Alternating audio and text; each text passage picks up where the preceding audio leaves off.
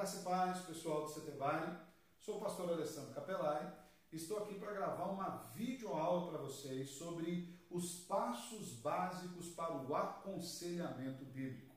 Nós já vimos até aqui, nas nossas aulas presenciais, o que é aconselhamento bíblico. Nós já vimos também quais são as qualificações de um conselheiro bíblico. Também vimos a relação que há entre o aconselhamento bíblico e a psicologia.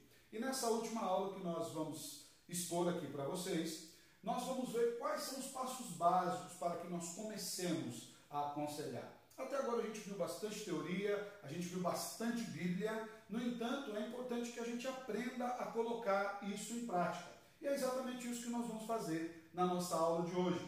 Passos básicos para o aconselhamento bíblico. Lembrando que esse material você tem na sua apostila e você pode acompanhar. Também vou enviar os slides para você, para que você possa acompanhar os nossos slides. Vamos então para a nossa aula, que seja um tempo de bênção para você, como eu acredito que será para mim também. Então vamos lá. Passos básicos para o aconselhamento bíblico. O primeiro desses passos é o envolvimento. Por envolvimento, a gente entende o contexto do aconselhamento, o que envolve o aconselhamento. Diferente da abordagem psicológica, nós conhecemos e nos relacionamos com o aconselhado. A ideia não é de um relacionamento meramente profissional, é um relacionamento de amizade, é um relacionamento de discipulado. Esse é o primeiro passo. Segundo passo é a investigação, quando nós vamos nos inteirar de qual é o problema que a pessoa irá nos apresentar. A investigação é a coleta de dados, é a coleta de informações que o aconselhando vai trazer a nós como conselheiros. É preciso ouvir mais para iniciar o próximo passo, que é interpretar. Então, na investigação, nós fazemos perguntas, vocês têm o material Perguntas Raio-X, onde tem uma gama de perguntas para que nós consigamos chegar ao cerne real do problema e nós vamos colhendo informações sobre família, sobre casamento, sobre vida cristã, sobre a percepção que ele tem sobre Deus, sobre a percepção que ele tem sobre o problema. Nós vamos investigar se há algum ídolo no coração. Então, esse é o passo onde nós vamos ouvir mais e falar menos. O próximo passo que nós temos para o aconselhamento bíblico é a interpretação. O que nós vamos fazer com toda a gama de informações que nós recebemos? Aqui nós chamamos de diagnóstico. É aqui que nós vamos definir. O problema é isso. Com dados suficientes sobre os fatos e a forma de pensar do aconselhado, nós temos o entendimento do que seja o problema. Então, olha só, nós fizemos uma boa amizade, temos um bom relacionamento com a pessoa que vem se aconselhar conosco, nós já fizemos uma investigação, perguntamos várias vezes, o ouvimos e agora nós vamos interpretar os fatos que ele passou para a gente, para que nós possamos ter o entendimento de qual é o real problema. O próximo passo que nós temos para o aconselhamento é ver qual é a correlação bíblica entre aquilo que ele nos apresentou e aquilo que a Bíblia tem a dizer sobre isso. Como a Bíblia aborda o problema diagnosticado? Quais os ensinos bíblicos são indispensáveis para o aconselhar? Nós vamos ouvi-lo, então nós vamos ver, por exemplo, ele está magoado, está depressivo, está ansioso, está com problema no casamento, na sexualidade, financeiro, dúvidas na fé. O que ele tem apresentado como seu maior problema? A partir disso nós vamos ver, a Bíblia tem algo a dizer sobre esse problema? E a partir daquilo que a Bíblia tem a dizer sobre o problema, nós vamos apresentar para essa pessoa uma resposta bíblica para o problema. Então, a resposta bíblica é o processo de aplicar a doutrina bíblica à realidade do aconselhado, por meio de conversas bíblicas e tarefas que potencializem a mudança. Nós já vimos isso em o que é aconselhamento bíblico, a importância de nós temos uma boa doutrina, entendemos a doutrina do pecado, entendemos qual é o mal principal do homem, uma cosmovisão cristã sobre o homem e os seus problemas, para que nós possamos apresentar para ele uma resposta bíblica. Também vimos a mesma questão quando nós estudamos a relação entre o aconselhamento bíblico e a psicologia. Então, a partir da interpretação desses passos, ou melhor, a partir da observação desses passos, agora nós vamos esmiuçar cada um desses passos para que nós entendamos um pouco mais o conceito. Eu apresentei para você aqui quais são os passos básicos para o aconselhamento e agora nós vamos esmiuçar cada um deles. Vamos lá? O primeiro passo que nós vimos então é o envolvimento. Opa, deu um probleminha, já resolvemos aqui. Envolvimento. O que nós devemos fazer? Primeiro, evitar o profissionalismo, que faz com que nós nos tornemos distantes do aconselhado e que o aconselhamento seja mecânico. Se interesse pela pessoa, se envolva com ela em todas as suas áreas. Ofereça-se como um irmão humilde. Não ofereça como um sábio conselheiro, alguém mais elevado de entendimento. Antes, seja um irmão humilde. Lembra que nós falamos na nossa primeira aula de aconselhamento bíblico? O que é o aconselhamento bíblico? É um mendigo que encontrou pão ensinando a outro mendigo onde tem o pão. E os dois precisam comer do mesmo pão. Aqui nós temos alguns textos bíblicos, você tem na sua apostila. Hoje, como a nossa videoaula precisa ser bastante rápida, nós não vamos explorar os textos bíblicos, mas esses textos basicamente falam disso. Evangelho de Marcos 6, verso 34, Mateus 9, 35 e 36, e a primeira carta de Paulo aos Tessalonicenses, capítulo 2, versos 7 a 8, nos instrui a nos oferecermos como irmãos que estão preocupados com a vida dessa pessoa que vem buscar aconselhamento. Também tome cuidado para não cair em pecado. Gálatas 6, verso 1. Se nós achamos que estamos em pé, tome cuidado para não pecar, para não cair. Lembrando que nós também somos frágeis como esse irmão. Precisam ser tomadas algumas precauções. A gente já viu lá também em Tito. Não seja muleta emocional. Veja bem, não seja você aquele que imagina que possa resolver sozinho o problema do irmão. Você não é uma muleta emocional para ele. As emoções dele, a vida dele e os problemas dele precisam ser depositados à sombra da cruz de Cristo, por intermédio da palavra. Mais para frente nós vamos falar um pouco mais sobre isso. Ore com o aconselhado e ore pelo aconselhado. Isso é muito importante, irmãos. A oração para nós não é uma mera circunstância cristã, pelo contrário, é uma declaração de dependência de Deus. Por que nós oramos? Nós oramos porque nós dependemos de Deus. Dependemos que Deus fale conosco na palavra, dependemos que Deus nos dê sabedoria para lidarmos com as coisas, dependemos que Deus nos revele pela graça, com entendimento, qual é o problema do irmão que nos procura, para que nós possamos aplicar a palavra de Deus a esse irmão. Preocupe-se em apresentar os fundamentos da esperança, irmãos, coisa maravilhosa. 1 Coríntios 10, 13, não veio sobre nós tentação, provação que não fosse humana, mas juntamente com a prova, Deus traz o livramento, mostra esperança para essa pessoa. A base da esperança é a palavra de Deus, aqui em 1 Timóteo 1,1 vai dizer para você. Fale também sobre a natureza da esperança. A natureza da nossa esperança é a fé, irmãos. A natureza da nossa esperança é a obra maravilhosa de Cristo. Isso não pode deixar passar. Então, com respeito ao envolvimento, lembre desses passos. Não seja mecânico, envolva-se com a pessoa, preocupe-se também em não cair no pecado, apresente para ele uma esperança bíblica. Segundo aspecto é a investigação. Comece com um plano. Você tem um plano para aconselhar a pessoa? Talvez um dos nossos grandes problemas é que nós não temos um plano, nós não temos um projeto de aconselhamento. Você pode até pensar, pastor, mas como é que eu vou ter um plano se eu não sei qual é o problema da pessoa? Independente de qual seja o problema da pessoa, nós devemos ter um plano em mente. É que a pessoa que venha se aconselhar conosco, assim como nós mesmos, sejamos mais parecidos com Cristo Jesus. Esse é o alvo, o objetivo máximo do aconselhamento. Que aconselhando e aconselhado sejam mais parecidos com Cristo Jesus. Então comece com um plano. Deixe isso muito bem claro para o seu aconselhado. Olha, a nossa tarefa aqui é fazer com que você saia daqui e eu saia daqui mais parecido com Cristo Jesus. Isso é uma bênção, tá bom? Não seja precipitado com as conclusões. Desculpe aqui, tá bom? Não seja precipitado nas conclusões. Então, investigue. Você não precisa ter pressa. Às vezes nós somos apressados demais. A pessoa falou duas coisas para a gente fala, já sei qual é o seu problema. Às vezes é um problema que a pessoa está passando por anos e que nem ela mesma sabe qual é o problema. Em 2, 3 minutos de conversa, nós imaginamos que possamos saber qual é o problema. Nós não sabemos, irmãos. Nós precisamos investigar mais. Não seja precipitado nas suas conclusões. Aprenda a fazer perguntas motivacionais. Perguntas em que a pessoa precisa trazer resposta. Não que seja sim ou não apenas. Por quê e não apenas o quê.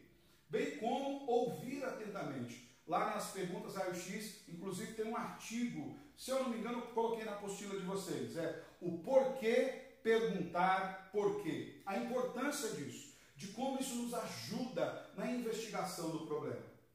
Sempre que possível, ouça outras pessoas envolvidas. Às vezes é uma família, às vezes é um esposo ou uma esposa. Procure ouvir a outra parte. Se são filhos, procure ouvir os pais. Se são irmãos que têm problemas entre si, procure ouvir todas as partes envolvidas para que a gente consiga ter uma visão ampliada do problema nessa hora da investigação. Tá ok? Atente para as dicas não verbais, para aquilo que a pessoa fala. De repente você toca num assunto, se aquilo emociona essa pessoa, se aquilo leva essa pessoa a se fechar mais. Fique atento para essas dicas não verbais. Que tal utilizar um questionário ou inventário pessoal? Eu, particularmente, as pessoas que vêm se aconselhar comigo, todas elas preenchem um inventário de dados pessoais. Esse inventário nós encontramos no material da ABCB, Associação Bíblica de Conselheiros Bíblicos, ou melhor, Associação Brasileira de Conselheiros Bíblicos. Nesse material nós temos um inventário de dados pessoais, onde ela precisa colocar desde a identidade, endereço, nome, telefone, se ela já foi alcoólatra, se ela já mexeu com drogas, se ela já foi presa, a sua experiência espiritual, é de qual igreja, crê na salvação em Cristo Jesus, já teve uma experiência com Cristo Jesus, também a percepção que ela tem sobre ela mesma, se ela é introvertida, extrovertida, preguiçosa, trabalhadora, enfim, um inventário profundo de dados, onde ela vai ter que preencher. Muitas vezes, as pessoas nunca foram incitadas a escrever objetivamente sobre elas mesmas e sobre o problema que as aflige. Aí, com respeito à investigação, nesse inventário, a gente precisa ver como está a vida da pessoa. E essa deve ser a nossa preocupação. Como está a vida em quais áreas? Igreja, oração e meditação, trabalho e estudos, casamento, intimidade e sexo, saúde física e exercício, projetos, sonhos, finanças, orçamentos, família, filhos, parentes, amizades e atividades sociais. Geralmente, o problema está no centro de uma dessas áreas. Então, é importante demais a investigação. Uma vez que você já se envolveu com a pessoa e que você já investigou bem o problema da pessoa, agora a gente passa para a interpretação. Essa é outra área fundamental, muito importante. Quais conclusões devem ser estabelecidas daquilo que nós já ouvimos? Qual a condição espiritual do aconselhado? Ele precisa de aconselhamento bíblico ou ele precisa de evangelismo? Talvez você tenha detectado que essa pessoa, enquanto ela vai falando dos seus problemas e das suas percepções, talvez até mesmo analisando o inventário de dados pessoais, você perceba que essa pessoa ainda não teve uma experiência salvífica com o Senhor Jesus. Qual a condição espiritual do aconselhado? O aconselhado tem consciência sobre o seu verdadeiro problema? Ele já percebeu qual é o seu verdadeiro problema? Ou ele ainda está enganado com respeito ao problema? Às vezes, eu acredito, nós já falamos isso na sala, que todos os problemas das pessoas são gerados no pecado. Não necessariamente o pecado particular dessa pessoa. Alguém pecou contra ela. Talvez é um pecado que já está incrustado na sociedade. Mas independente disso, ela tem consciência sobre o seu verdadeiro problema? Se é alguém que pecou contra ela, se é um pecado particular dela, como ela está respondendo a isso e se ela de fato vê qual é o real problema para que ela possa atacá-lo. Isso é importante. Qual categoria utilizar? Então, se for pecado, do que nós estamos falando? Nós estamos falando de promiscuidade, estamos falando de avareza, do que estamos falando? Estamos falando de dureza do coração, de falta de perdão, de temor de homens. Do que nós estamos falando? Então, essa é uma parte importante. Por quê? Para que nós consigamos fazer uma correlação bíblica do problema. O que a Bíblia ensina sobre possíveis causas desse problema? Tiago 4:1 já diz que as contendas, as dificuldades, a maioria dos nossos problemas advém do nosso coração, dos desejos da carne que lutam contra a vontade de Deus em nós. Outra questão, é preciso distinguir entre causa e sintoma. E aqui a gente já falou principalmente quando nós tratamos da questão da relação entre psicologia e aconselhamento bíblico. Muitas vezes nós estamos tratando sintomas como se eles fossem as causas. Às vezes chega você completamente deprimida, desanimada, completamente para baixo, e nós ficamos o tempo todo tentando reerguê-la, tentando levantá-la. Em vez de nós tratarmos a causa do porquê essa pessoa chegou nesse estado, nós ficamos nos preocupando com os sintomas. É importante distinguir o que é causa, o que é sintoma, para que nós possamos tratar a causa. Se você tratar o sintoma, ele aparece de novo, e a causa fica lá sem ser tratada. Se você tratar a causa, desaparecem os sintomas. Qual a resposta do coração? Como essa pessoa está respondendo a esse problema? Ela catou o que ela disse? Ela recebeu um bom conceito doutrinário e ela está aplicando isso à sua vida?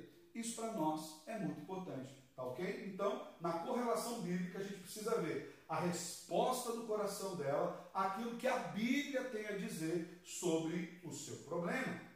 Caminhando ainda com respeito à resposta bíblica, precisamos confiar na palavra de Deus que é inerrante. Irmãos, eu acredito que aqui talvez resida um dos grandes problemas, tanto do aconselhado como do conselheiro. Eu já vi muitos conselheiros bíblicos chegando e falando assim, bom, a palavra não tem respostas para você. Como assim? Como a palavra não tem respostas? A base do aconselhamento bíblico é que a palavra de Deus é inerrante e ela é suficiente. A palavra de Deus é para Cristo. A palavra de Deus é um manual do fabricante e mais do que um manual do fabricante. A palavra de Deus é a revelação de quem é aquele que nos fez. É a revelação do próprio Deus para nós, de quem Ele é e da forma como Ele quer que nós nos relacionemos com Ele. Então, é preciso confiar na palavra de Deus. Não dá para a pessoa chegar a fazer sua vida. Você está numa falha na confiança na Bíblia. Ou está numa falha na percepção de o que é a Bíblia. Manuseie a palavra de Deus com cuidado. 2 Timóteo 2, versículo 15. Tome cuidado com os textos bíblicos que serão usados.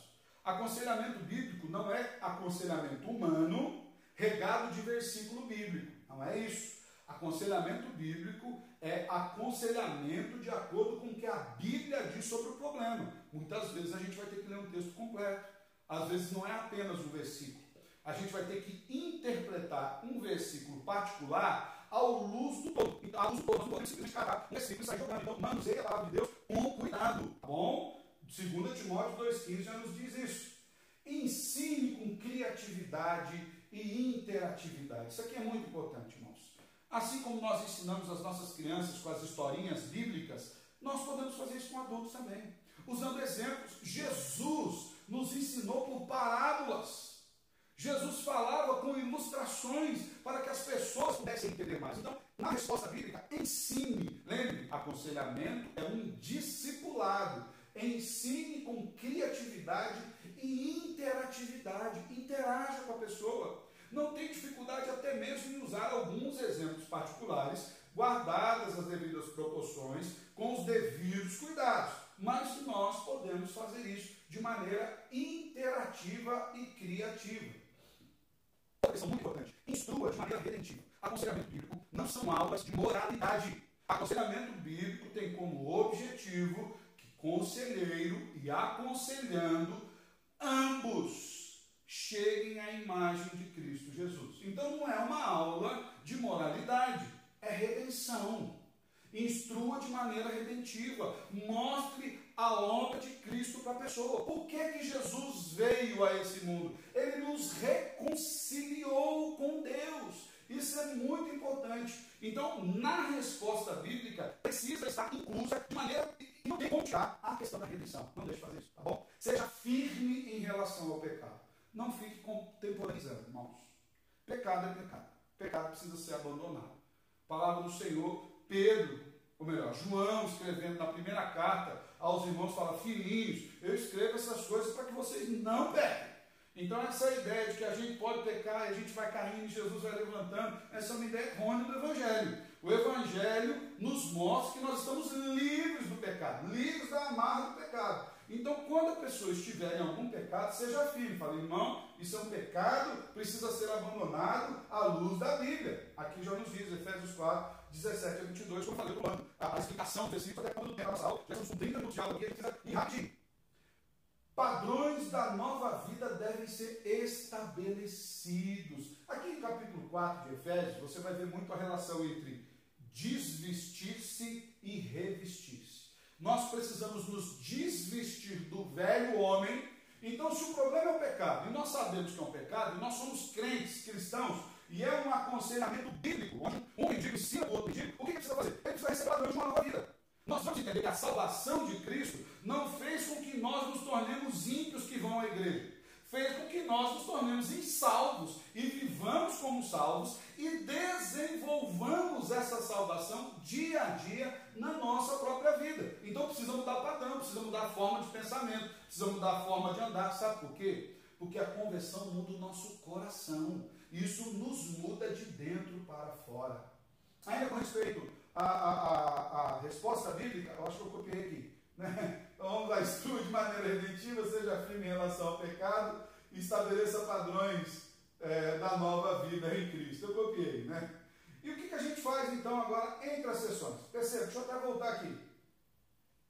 Nós terminamos dando a resposta bíblica. Então nós já vimos aqui quais são os passos. E entre uma sessão e outra de aconselhamento, o que nós devemos fazer? Primeiro, sessões de aconselhamento não são o objetivo final. Entenda que o objetivo não é que ele venha na próxima sessão. O objetivo é que ele se pareça com Cristo. Então, quanto mais rápido essa pessoa precisar não depender desse aconselhamento, melhor. Até porque ela estará habilitada a aconselhar outros irmãos. Outro aspecto, o grande progresso no aconselhamento ocorre entre as sessões.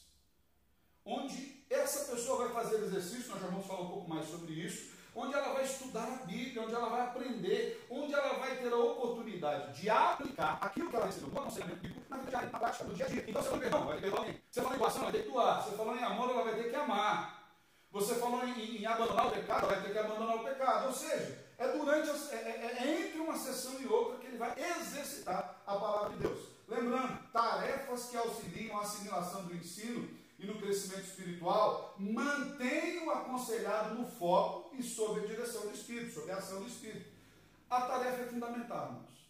Às vezes as pessoas vêm se aconselhar comigo e falam, pastor, mas o senhor vai dar esse pedaço do livro para ler? Sim, irmão. Vou dar livro para você ler, vou dar texto bíblico para você ler, vou dar sermão para você anotar. Você precisa mudar a sua maneira de frequentar a igreja. Você precisa mudar a sua maneira de receber, de perceber o sermão. Tem muita gente que fala, o sermão foi uma bênção, glória a Deus, aleluia, você pegou o que não sabe. Ele não sabe o texto que o pregador pegou, ele não sabe as aplicações que o pregador fez. Então nós vamos mudar a cabeça dessa pessoa nesse sentido. Como a gente faz isso? Com tarefas que auxiliam a assimilação. Então, se o problema é amor, você vai dar tarefas de textos bíblicos que falam sobre amor. Se o problema é comunicação, você vai dar tarefas sobre comunicação. Se o problema é perdão, tarefas sobre perdão. Se o problema é a vitória sobre algum tipo de pecado, tarefas que levam sobre a vitória nesse tipo de pecado. Então, textos bíblicos, memorização, obras de misericórdia, livros direcionados, filmes direcionados, mesmo filme evangélico. Toma cuidado, assiste o filme primeiro.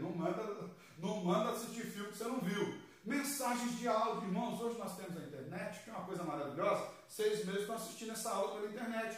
Veja bem, nós temos grandes pregadores, nós temos grandes professores, nós temos homens de Deus com áudios, com vídeos, com sequências da internet. A gente pode assistir um em vida essa pessoa. Se você estava aconselhando uma questão onde eu precisava tratar de alguns aspectos com o esposo, de outros aspectos com outra esposa. Ou melhor, com a esposa, não é com outra não, com a mesma, mas com a esposa. Irmãos, que bênção! Eu queria indicar um livro para esses irmãos lerem. Indiquei o livro, eles foram comprar o livro, eu fui procurar na internet, eu achei palestras dos autores dos livros, falando sobre os livros. O que eu fiz? Mandei para que esses irmãos assistissem às palestras. Hoje nós temos uma gama de ferramentas, tem diários, tem dicionários, enfim, tem várias tarefas que as pessoas podem fazer na semana. Lembre-se, transformação verdadeira ocorre nas motivações. Lembra que a gente falou? Discernir entre causa e sintoma. Geralmente a motivação é a causa. O exterior, a reação é o sintoma, mas a motivação é a causa.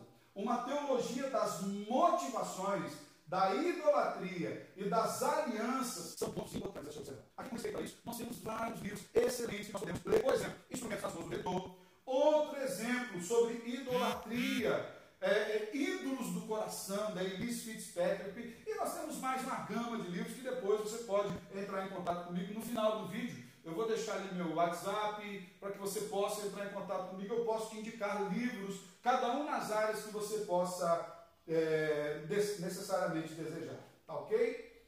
Então, outra questão que nós precisamos terminar, aqui já caminhando para o fim.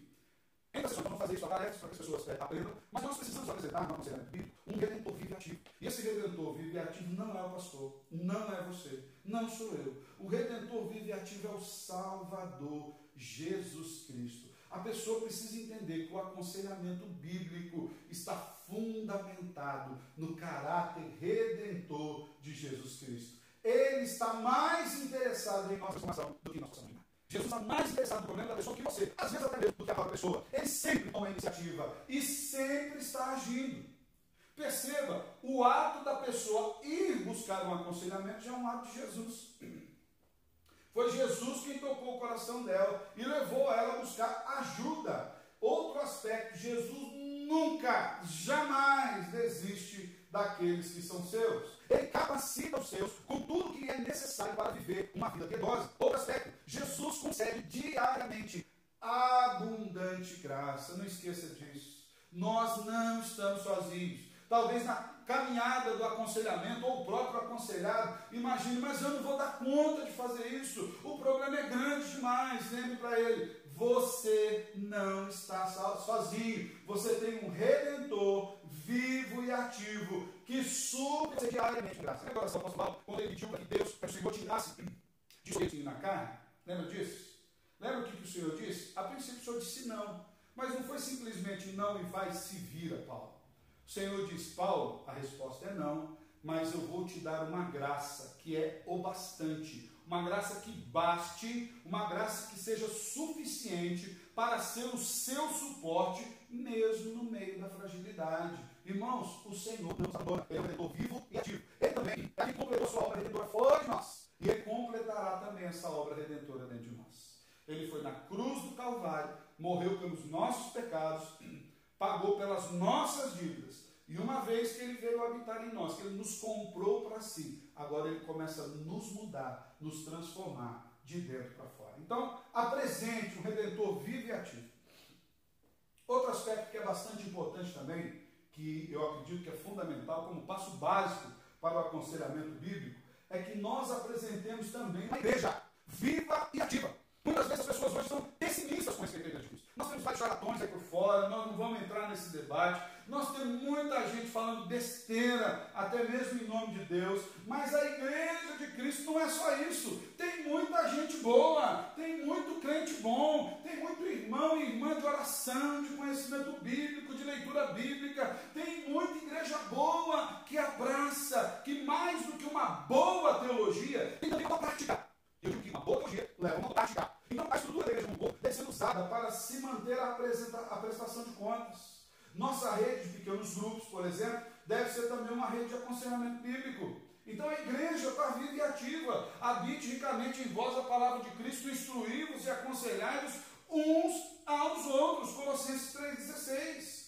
Algumas vezes a disciplina pública deve ser praticada. E a disciplina é importante, irmãos. Às vezes a gente fica com dificuldade, pastor, mas se a gente falar de disciplina, o povo vai na igreja. É engano. Deus simplesmente ama. Isso fala bem claro em Hebreus. A disciplina faz parte do aconselhamento. Se o aconselhado não está aceitando a orientação, siga o passo da orientação bíblica lá de Mateus 18, até mesmo, quem sabe, levando a disciplina. O Senhor pode acordá-lo numa situação um pouco mais drástica.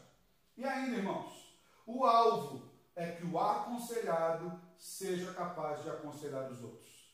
Quando a pessoa se parecer com Cristo, quando o Senhor formar-se no caráter dessa pessoa, ela também será um conselheiro. Por isso é importante, faça discípulos. Aconselhamento bíblico é discipular, regado de amor, de graça, de boa teologia e de vida com Deus. Eu desejo que esse passo para o aconselhamento bíblico possa te ajudar e que você tem tudo cresça no Salvador Jesus. Que Deus abençoe. Ação em Cristo Jesus, do pastor Alessandro. Até mais.